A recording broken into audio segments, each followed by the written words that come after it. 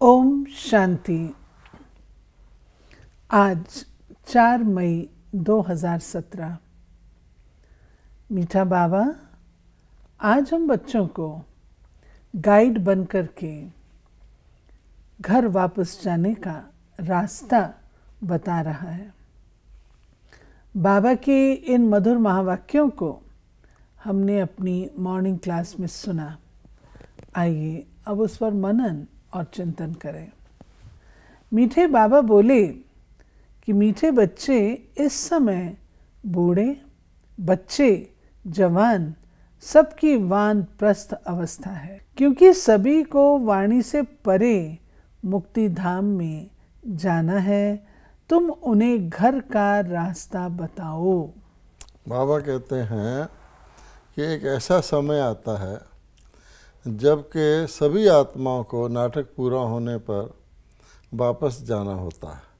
अब जैसे नाटक है, नाटक के अंदर एक्टर हैं, कोई बच्चा भी होगा, बुज़ुर्ग भी होगा, जवान भी होगा, लेकिन जब नाटक पूरा होता है तो सबका पार्ट पूरा हो जाता है।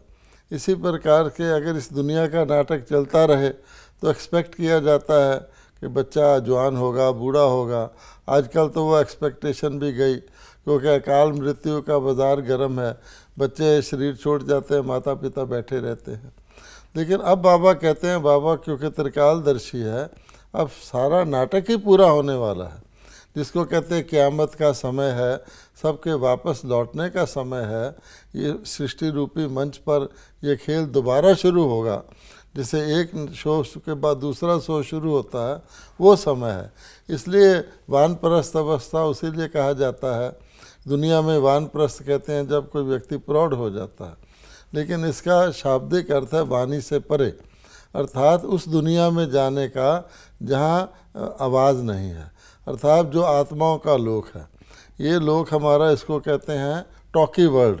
यहाँ पर आत्माएं शरीर धारण करके बोलती हैं, चालती हैं, लेकिन जो बिल्कुल परम धाम है, जिसमें आत्माएं आत्मा रूप में रहती, वहाँ जाने का समय है। इसलिए बाबा ने कहा सबकी ही वानप्रस्थ अवस्था है, ऐसा ही समझ के सब कुछ समेटना है। और फिर बाबा हमको घर जाने का रास्ता बताते हैं। पहले तो यही पता नहीं था कि वापस भी लौटना है। अब बाबा बताते हैं कि देखो, एक समय होता है जब आने का समय होता है सृष्टि पर। जैसे वृक्ष है, वो फैलता फूलता है, और एक समय होता है जब वृक्ष विलय हो जाता है। अब वो समय है। इसलिए 3 लोक बाबा ने बताए हैं। निराकार लोक, जहाँ आत्माएं आत्मा रूप में रहती हैं। आकार लोक, जहाँ आत्माएं आकारी रूप में रहती हैं, जैसे फरिश्ता होता है। मूवमेंट तो है, आवाज़ नहीं है। जैसे पहले मूवी फिल्म्स आती थी जिसमें आवाज़ नहीं होता था। और तीसरा ये साकार लोक है, जहाँ आत्माएं शरीर धारण करके बोलती भी हैं। अब इस साकार लोक से वापस निराकार लोक जाने का टाइम है। गीता में भी इसका हिंट है कि जब प्रलय होती है, महाविनाश होता है, तो कहा जाता है, अर्जुन ये देखो, ये सब मच्छरों की तरह मेरे पास वापस चले आ रहे हैं। बाबा की कार्य करने की जो विधि है बड़ी निराली है। बाबा श्रीमत देते हैं, लेकिन हर आत्मा के संस्कार और उसके भविष्य को देख करके उस अनुसार देते हैं। किन्हीं बच्चों को कहेंगे भी तुमको सर्विस करनी है जिस्मानी, किसी को कहेंगे तुमको नौकरी टोकरी उठाने की ज़रूरत क्या है, किसी को कहेंगे तुमको पढ़ना है, किसी को कहेंगे नहीं पढ़ना है। तो बाप जो श्रीमत देते हैं वो एक जैसी नहीं होती। क्यों? और दूसरा, उसमें कल्याण समाया हुआ है। आप यदि कोई एग्जाम्पल दे करके अपने जीवन के अनुभव से आप सुनाएंगे तो स्पष्टीकरण अच्छा हो जाएगा। यूँ तो बाबा कहते हैं मैं सबको एक जैसी पढ़ाई पढ़ाता हूँ, किसी को कम ज़्यादा नहीं पढ़ाता हूँ। ये हुई पढ़ाई की बात। अब बात आती है उस पढ़ाई को धारण करने की। तो बाबा शिक्षक के तौर पे हमको गाइडेंस भी देते हैं। उसमें बाबा कहते हैं जैसे सिविल सर्जन होता है, उसका काम होता है सारे पेशेंट को हेल्दी बना के हॉस्पिटल से निकालना। लेकिन फिर भी हर पेशेंट की अपना अपना रोग होता है। कोई आँख का पेशेंट है, आँख में भी कई प्रकार के रोग होते हैं। किसी की आँख में वो हरी दवाई डालता है, किसी के में लाल डालता है। पेशेंट ये तो नहीं कहता ना मेरे में ऐसा क्यों किया। इसलिए बाबा कहते हैं कि मैं भिन्न भिन्न आत्माओं के कर्मों के अलग अलग हिसाब किताब के कारण उनको नब्ज़ देख के दवाई देता हूँ। आपने पूछा उदाहरण, तो हमारा अपना ही उदाहरण है।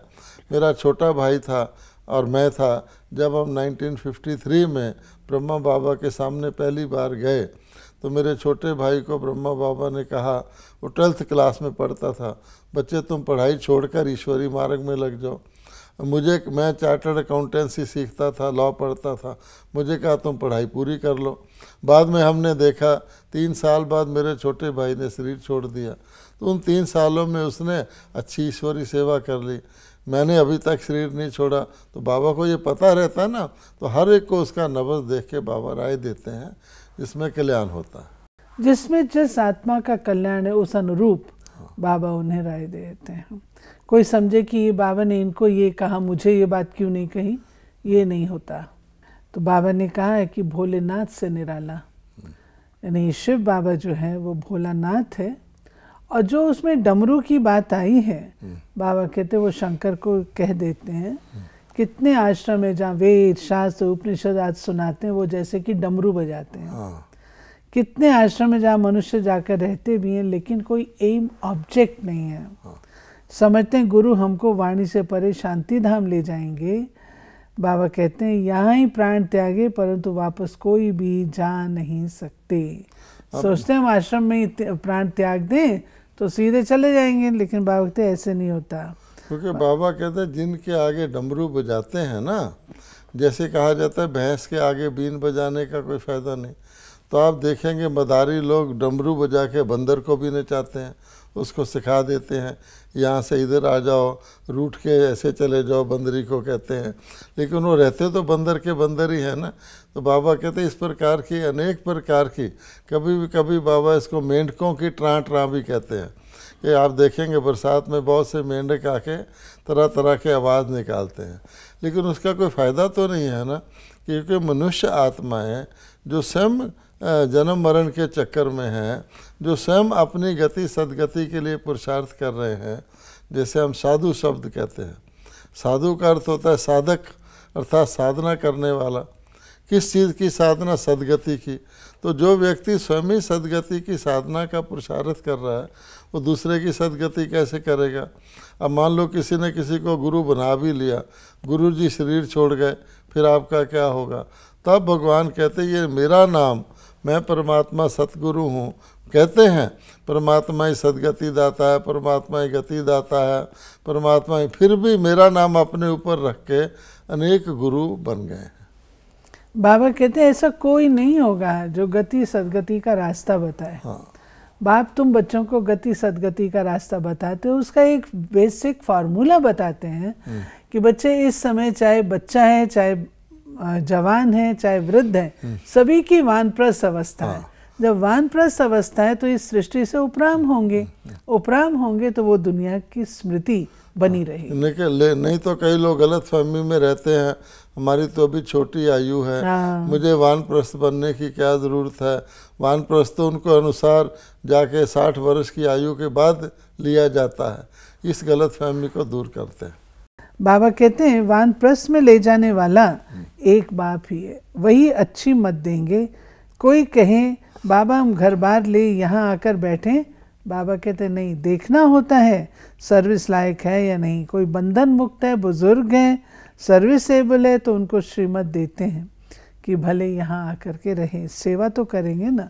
लेकिन बाबा कहते हैं हर एक के लिए एक ही बात नहीं होती। हर एक आत्मा के अपने अपने कर्म हैं। जैसे मैंने आपको बताया, मेरे लौकिक पिताजी भी थे, उनको ईश्वरी सेवा का बहुत शौक़ था। उन्होंने जब बाबा से पूछा, अपनी इच्छा ज़ाहिर की कि बाबा मैं तो ये सब छोड़ छाड़ के ईश्वरी सेवा में लगना चाहता हूँ, तो बाबा ने इनको कहा नहीं, तुम्हारा परिवार है, तुम्हें संसार में रहकर इनकी पालना भी करनी है और ईश्वरी सेवा भी करनी है। हर एक को अलग अलग राय बाबा देंगे ना। तो बाबा ने कहा है कि परम पिता परमात्मा जिसको याद करते हैं वो तुम्हारा क्या लगता है? जिसको आप लोग याद करते हो वो तुम्हारा क्या लगता है? क्या संबंध है तुम्हारा परम पिता परमात्मा से? अगर कहते हो कि वो पिता है तो वर्षा मिलना चाहिए ना, उससे प्राप्ति होनी चाहिए। बाबा कहते हैं कि मैं क्वेश्चन के अंदर ही आंसर डाल के पूछता हूँ कि परम पिता परमात्मा से तुम्हारा क्या संबंध है? अब वो कहेंगे पिता है, तो बाबा कहते हैं अच्छा, अगर पिता का संबंध है तो पिता से तो बच्चे को इनहेरिटेंस मिलता है। पिता सुख का सागर, बच्चा दुखी। पिता शांति का सागर, बच्चा अशांत। तो संबंध नहीं हुआ, इसीलिए तो अशांत है ना। हाँ, तभी बाबा ने कहा कि फिर मेरा परिचय भी पूरा होना चाहिए। अगर कह दो कि कण कण में वो है और वर्षा उससे लेने की सोचो तो कैसे हो सके? एक तरफ पिता को ढूंढते हैं, पिता भी मानते हैं, परम पिता भी कहते हैं, फिर कह देते हैं हमारा परम पिता कण कण में है, तो फिर कण कण से तो इनहेरिटेंस नहीं मिलेगा ना, कंफ्यूजन हो जाएगा। कोई पत्थर को अपना पिता कहेगा परम पिता?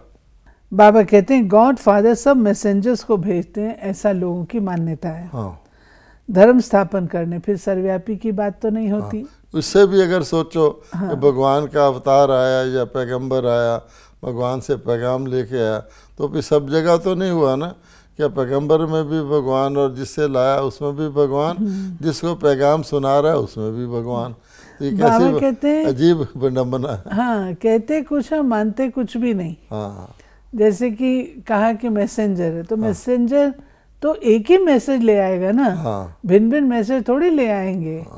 ये अब मैसेंजर हुआ तो मैसेज देने वाला तो अलग हुआ ना। हाँ। जिसको जिसने दिया, जिसको दिया, जिसके लिए दिया, तीन होने चाहिए। वो तो कहते सब में ही भगवान है, फिर किसका मैसेज कौन सुनेगा? आज बाबा ने जो शब्द कहे हैं उसको आप थोड़ा एक्सप्लेन करेंगे। बाप धर्म स्थापन अर्थ भेज देते हैं तो उनकी संस्था भी उनके पीछे आने लग पड़ेगी। पहले पहले है देवी देवताओं की संस्था। अब बाबा कहते हैं देखो कि धर्म स्थापन अर्थ भेजते हैं। आप देखिए कि धर्म स्थापक जिस समय होता है उस समय उसकी बात सुनने वाले कितने लोग होंगे, और उसके बाद उसका जो धर्म फैलता है। अब मान लो जीसस क्राइस्ट ने आके क्रिश्चियन धर्म स्थापित किया, उस समय कितने लोग क्रिश्चियन बने, और आज देखेंगे तो करोड़ों के अंदर उसकी संख्या है। तब बाबा कहता है वास्तविकता ये है कि धर्म स्थापक नाम मात्र कहा जाता है इस प्रकार जैसे एक वृक्ष होता है। अब वृक्ष सीधा सीधा चलता है, उसके बाद एक से बहुत मोटी सी ब्रांच निकलती है, और उसके बाद उस ब्रांच के अंदर भी पत्ते आने शुरू हो जाते हैं। फिर वृक्ष के अंदर भी छोटी शाखाएं निकलती हैं, ब्रांच के अंदर भी छोटी शाखाएं, उपशाखाएं निकलती हैं। इस प्रकार ये वृद्धि को पाता है, क्योंकि सेक्शन है, निमित्त मात्र कहा जाता है कि क्राइस्ट उतरे, उन्होंने धर्म स्थापन किया। वास्तव में उसके धर्म की आत्माएं परम धाम से अपने आप आगे आके पुनर्जन्म लेके वृद्धि को करती हैं। आज मान लो क्रिश्चियन धर्म में एक नई आत्मा ऐड होती है परम धाम, उसने तो जीसस क्राइस्ट को देखा भी नहीं, उसके great great great great grandfather ने देखा होगा। ये बाबा ने वृद्धि का सिस्टम बताया। फिर बाबा कहते हैं देखो सत्यनारायण की कथा भी सुनाते हैं। अमर कथा, तीसरी कथा, तुम्हें तीसरा नेत्र मिलता है। तुम बच्चे जानते हो कि बाप अब हमको वर्षा दे रहे हैं, श्रीमत देते हैं, उनकी श्रीमत पर चलने से ही कल्याण होगा। बाबा हर एक की नब्ज़ देखते हैं, उनको कोई बंधन नहीं है। वही बात पहले जो बाबा ने कही है कि मैं हर एक की नब्ज़ देख कर राय देता हूँ। और कथाओं की बात कही, बाबा ने कहते तीनों कथाएं वास्तव में एक ही है। अमर कथा कहो, सत्यनारायण की कथा कहो, तीसरी आंख देने की कथा कहो, वो मैं ही सुनाता हूँ। पुनः बाबा ने सर्वव्यापी की बात कही है कि कभी लौकिक बाप सर्वव्यापी होता है क्या? नहीं। जिसको तुम फादर कहते हो, जिसको तुम कहते हो कि वो पतित पावन है, तो पतित पावन ज़रूर अपना रोल आकर के प्ले करेगा ना, पतित से पावन बनाएगा ना। क्या पतित पावन सर्वव्यापी है? उसके मौजूद होते लोग पतित बनते जा रहे हैं, तो उसकी अथॉरिटी ही क्या है? वही है ना, वो पतित पावन कहते हैं, फिर पतित में भी भगवान, पावन में भी भगवान। मान लीजिए एक व्यक्ति ने शरीर छोड़ दिया, अब उसमें से आत्मा भी निकल गई, क्या मुर्दे में भी भगवान रहेगा? सोचने की बात है, अगर मुर्दे में परमात्मा हो तो मुर्दा तो चलता फिरता नजर आना चाहिए। तो ये एक ऐसा बड़ा कन्फ्यूज़न मनुष्यों ने किसी प्रकार से कर लिया है जो भटकने लग गए हैं। परमात्मा को मानते भी हैं, फिर सब जगह मानते हैं, फिर उसको ढूंढते भी हैं। सर्वव्यापी कहने से कुछ प्राप्ति भी नहीं होती। ये है, भगवान आके बताते हैं। ब्रह्मा तो सूक्ष्म वतनवासी है, प्रजापिता यहाँ चाहिए। बाप कहते ब्रह्मा द्वारा मैं स्थापना करता हूँ किसकी? ब्राह्मणों की। इस ब्रह्मा में प्रवेश करता हूँ। मुझे कहते ज्ञान का सागर, तब निराकार ज्ञान कैसे सुनाऊं? तो बाबा ने स्पष्ट किया कि ये धरती का ब्रह्मा और अव्यक्त दोनों में अंतर है। ये धरती का ब्रह्मा पुरुषार्थ से वो अव्यक्त सूक्ष्म वतनवासी ब्रह्मा बनता है। बाबा ने कहा ब्रह्मा दो हैं देखा जाए तो, एक तो सूक्ष्म वतन में दिखाते हैं आदि देव ब्रह्मा, और एक प्रजापिता ब्रह्मा। अब प्रजा तो यहीं रचेंगे ना, ब्रह्मा के मुख से वैसे भी बताते हैं ब्राह्मण कहाँ से उत्पन्न हुए, ब्रह्मा की मुख वंशावली है।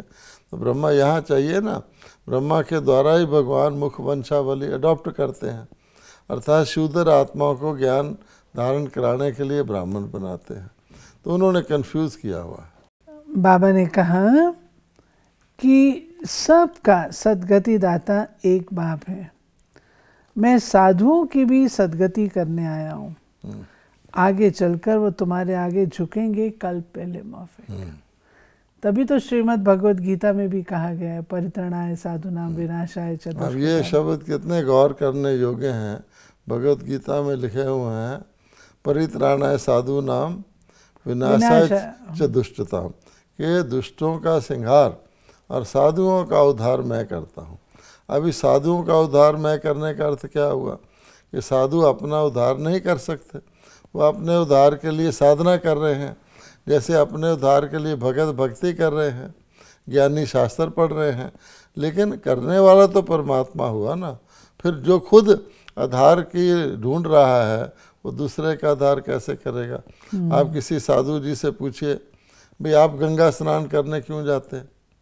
अगर आप दूसरे का उद्धार कर सकते हैं, किसी को पावन कर सकते हैं, तो आप ही पतित पावन हो गए।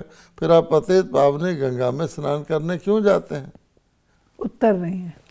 या तो कह देते हैं कि वो मैली हो जाती है, उसको हम स्वच्छ करते हैं। कईयों में इतना अभिमान होता है, फिर वो कहते हैं गंगा नहाने से भक्तों के मैली हो जाती है, हम उसमें स्नान करके उसको पावन करते हैं। अब ये कोई लॉजिकल बात तो है नहीं। फिर बाबा ने कहा है कि देखो अभी तो है ये नर्क, और नर्क की निशानी है एक दो में आपस में लड़ते रहते हैं। खून खराबा, संबंधों में विषमता, ये सब चीज़ें तुम्हारे सतयुग में नहीं होती हैं, जिसके लिए तुम 21 जन्मों के लिए अब पुरुषार्थ कर रहे हो। तो तुम बच्चों को बहुत खुशी रखनी चाहिए। बाबा कहता है कि जिसको इतने जन्मों का प्राप्ति हो और उसके लिए पुरुषार्थ जरा सा ही हो, वो भी खाली परमात्मा को याद करना है प्यार से, तो उसको कितना नशा और कितनी खुशी होनी चाहिए। अरे ऐसी प्राप्ति और इस विधि से प्राप्ति जो भगवान ही करा सकता है, उसके मैं भगवान ने मुझे योग्य समझा है, तो अपने आप पे नाज होना चाहिए ना। और ये भी बाबा ने जो बात कही ना नर्क और स्वर्ग की, तो ये भी स्पष्ट है कि इस दुनिया में जहाँ नर्क है वहाँ स्वर्ग हो नहीं सकता, और जहाँ स्वर्ग है वहाँ नर्क नहीं होता। जब स्वर्ग है तो सब स्वर्गवासी हैं, नर्क है तो सब नरकवासी हैं। कोई समझे कि यहाँ पर हमें सब सुख चैन की सामग्री है तो हम यहाँ स्वर्ग में हैं, नहीं। अगर दूसरे को भी दुख है और मुझे उस दुख की भासना आती है तो स्वर्ग तो नहीं रहा ना। स्वर्ग में तो दुख की अविद्या है। बाबा कहते हैं स्वर्ग एक लोक है और नरक भी एक लोक है। तो अगर स्वर्ग है उसमें दुख का नाम निशान नहीं। तो अगर इस दुनिया को कोई स्वर्ग समझ ले कि मेरे पास धन है या मेरे कोई पद की प्राप्ति और मैं स्वर्ग में हूँ, तो ये बाबा कहते बहुत बड़ा धोखा है। पहली बात, मोटे रूप से देखा जाए सब मानेंगे ये कलयुग है, मानेंगे कि नहीं मानेंगे? अगर ये कलयुग है तो हम कलयुगी हुए कि नहीं हुए? अगर हम सब कलयुग में और हम सब कलयुगी हैं तो हम सतयुगी तो हो नहीं सकते। और कहा जाता है सतयुग वो दुनिया था, वो युग था जिसके अंदर शेर और गाय एक घाट जल पीते थे, दूध घी की नदियाँ बहती थी, अहिंसा परमो धर्म था, किसी की अकाल मृत्यु नहीं होती थी, सब रोग शोक मृत्यु का नाम निशान नहीं था। तो फिर आप देखेंगे ये उस हिसाब से है कि नहीं है, इसलिए कलयुगी हैं। तब बाबा कहते हैं अपनी आँखों से ये पर्दा हटाओ कि कलयुग में भी कोई स्वर्गवासी हो सकता है। क्या कलयुग में कोई सतयुगी हो सकता है? अगर सतयुग में कलयुगी नहीं हो सकता तो यहाँ कैसे हो सकता है? लेकिन इसके लिए महीन बुद्धि चाहिए। दूसरे की भेंट में ज़रा सा सुखी हुए वो समझने लग जाते हैं हम स्वर्ग में हैं इसकी भेंट में। लेकिन पूरी आयु हो, सदा सुख हो, परिवार में भी हारमोनी हो, प्रकृति भी सुखदायी हो, ये कहाँ मिलती हैं ये चीज़ें? बाबा हम बच्चों को जो बातें बताते हैं उसमें एक बात ये कही है कि अब वापस चलना है। और शुरू में बाबा ने कहा था कि तुम्हारी ये वानप्रस्थ अवस्था, वानप्रस्थ अवस्था अर्थात वो जीव उपरामी होगा, उपरामी होगा, इस दुनिया से उसका लगाव नहीं होगा। शौक की बात तो बहुत दूर की रही। तो बाबा ने कहा तुम बच्चों को इस दुनिया में कोई भी शौक नहीं होना चाहिए। और क्यों नहीं होना चाहिए? क्योंकि ये कब्रिस्तान है, मौत सामने खड़ा है, पुरानी दुनिया से क्या लगाव लगाना है। समझते भी हैं जो बॉम्ब बना रहे हैं कि कोई प्रेरक है जो कि हमसे बनवा रहा है, विनाश सामने है। तो बाबा कहते हैं किसी प्रकार का शौक नहीं रखो, नहीं तो तुम्हारा अंदर में मन जो है वो खाता रहेगा। क्योंकि जब अब कोई मुर्दा हो या कोई मरने के बेड पर पड़ा हो, बिस्तरे पर पड़ा मरने वाला हो, उसको कहो तुझे नई साड़ी ला दे, तू नए जूते पहनेगा तो वो अच्छा लगेगा, या तुझे एक बढ़िया शॉल खरीद के ला दें?